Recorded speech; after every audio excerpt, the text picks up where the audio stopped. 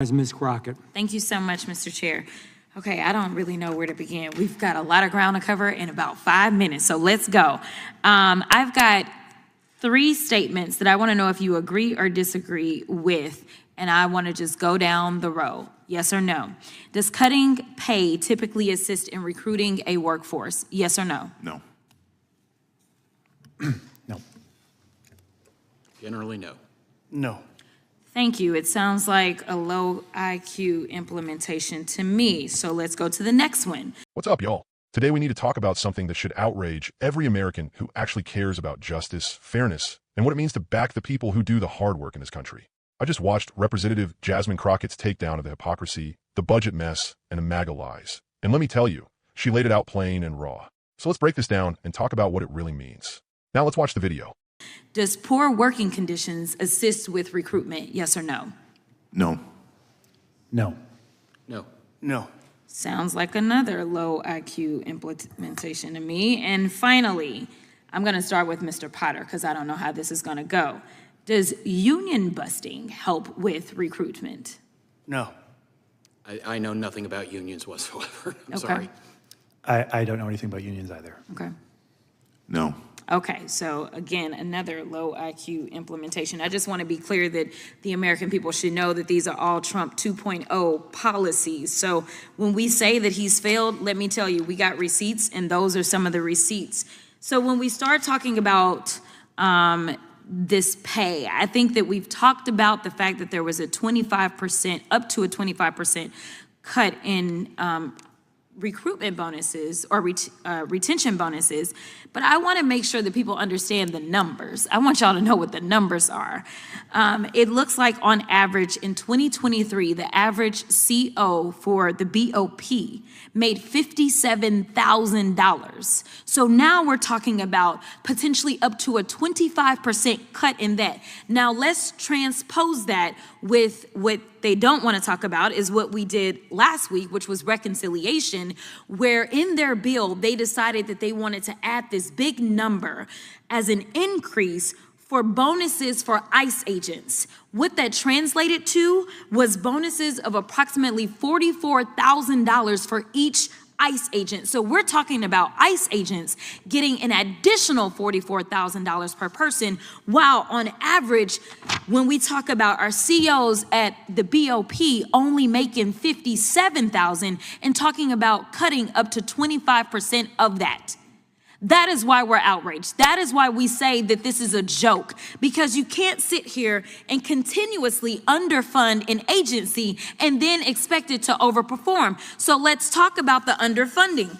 We have talked about immigration for a reason, not because we think that it makes sense to just talk about immigration all day, every day. It seems like our colleagues on the other side of the aisle want to do it, but it is relevant to this conversation. You know why? Because according to this particular document from The Guardian, it says, as it relates to a partnership between BOP and ICE, 2 agencies that have generally operated separately means people accused of civil immigration violations are being imprisoned in harsh environments of the federal penitentiaries run by prison guards. Right now, I believe that the number was, the most recent number that I had was that they had approximately 700 persons that were being held for ICE within the Bureau of Prisons. And guess what? Do you think they gave the BOP any extra dollars to be able to take care of those folks? They didn't. I'll help you. It says Congress provided no increase to the BOP's salaries and expenses account in fiscal year 2024, despite the staffing crisis that has been linked to prisoner deaths and a cascade of operational problems at the agency. So, we talked about rape, so let me get to rape. It seems like it's a bit of hypocrisy, but that's not anything new, to say that you want to protect victims of rape and sexual assault and then allow Trump to gut funding for the Prison Rape Elimination Act Resource Center, a center that trains prison sexual assault auditors, tracks the results of the Prison Rape Elimination Act investigations, and provides resources to imprisoned sexual abuse survivors. So my question is, and I ask everyone if you can answer, Can we all agree that rape and assault of prisoners is vile and completely unacceptable? I agree. I agree. Of course. Absolutely. Thank you so much. And the last thing that I'll say is that according to the BOP, there have been a total of 2 individuals that have received gender-affirming surgery while in BOP custody. There have been a total of 4 that were referred, 4 others that were referred and were determined to be medically ineligible. So we're gonna have all this talk and all these fights about trans folk, and we're talking about literally 2 surgeries. I'll yield.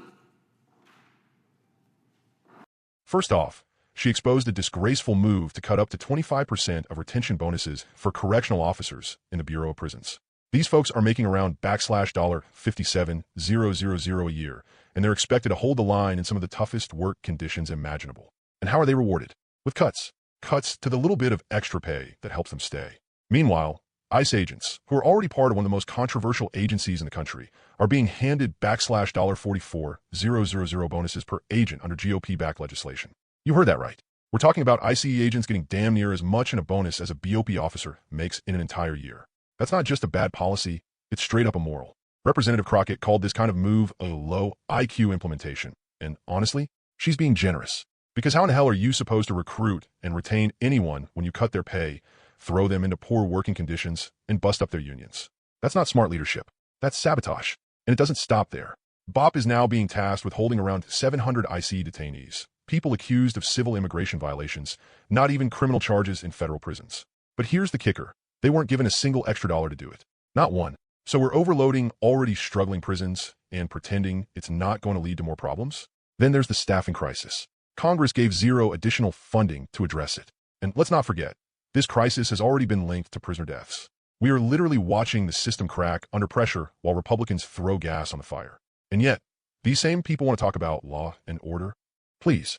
Representative Crockett also laid into the hypocrisy around prison rape and sexual assault. Trump's administration gutted funding for the Prison Rape Elimination Act Resource Center, the very center that trains auditors, tracks incidents, and supports survivors. So let me ask MAGA Republicans this.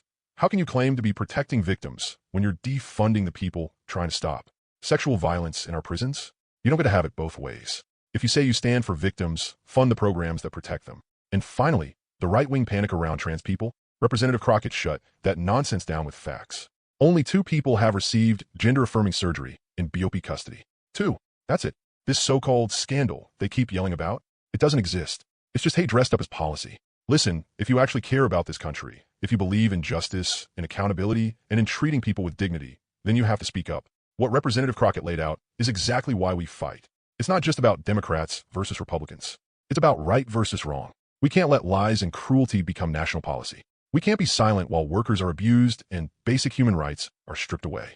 So shout out to Representative Jasmine Crockett for having the spine to speak truth to power.